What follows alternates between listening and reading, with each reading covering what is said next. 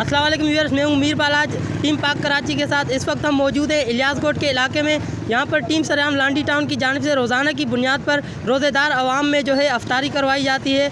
इस हवाले से हमारे साथ इस वक्त राजा निसार भाई टीम सरेआम लांडी टाउन के जनरल सेक्रेटरी मौजूद हैं। उनसे मालूम करते हैं कि उनने ये जगह क्यों सिलेक्ट की, यहाँ पर अफ्तारी करवाने का क्या मकसद है। अस्सलाम वालेकुम। वालेकुम सलाम। जी बालाज भाई, आपने सही कहा कि हम इलियासकोट के इलाके में यहाँ मौजूद हैं।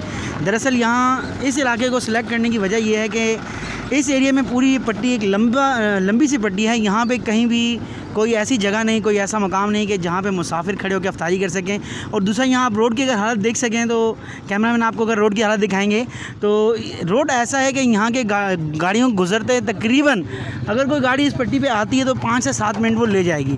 तो इस दौरान यहाँ पे इतना रश होता है ट्रैफिक का कि आवाम की जो अफ्तारी है वो यहीं सड़क पे हो जाती है।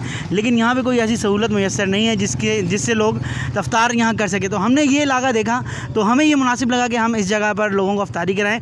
जो लोग ट्रैफिक में यहाँ फंसे हुए होते हैं, इन खड्डों की वजह से यहाँ से निकल नहीं पाते, अपने घरों नहीं पहुँच पाते हैं, तो हमने ऐसे इलाके को इसीलिए सिलेक्ट किया ताकि यहाँ की जो परेशानी है लोगों की इसको कम से कम किया जा सके। अच्छा, ये सिलसिला आगे कैसे रहेगा? आगे भी ये सिलसिला इसी तरह जारी रहेगा इंशाल्लाह? अल्लाह ने चाहा तो पूरा रमज़ान मुबारक जो आखिरी रमज़ान रह चुके हैं हमारे, इंशाल्लाह उम्मीद है कि एंड तक हमारा ये काम जो है इसी तरह से जारी रहेगा। अच्छा, इस हवाले से अफ्तारी के हवाले से जो है आवाम को क्या मैसेज देना चाहेंगे कि आवाम भी आपके साथ बढ़ चढ़ कर टीम सरेआम के साथ लांडी टाउन के साथ दे?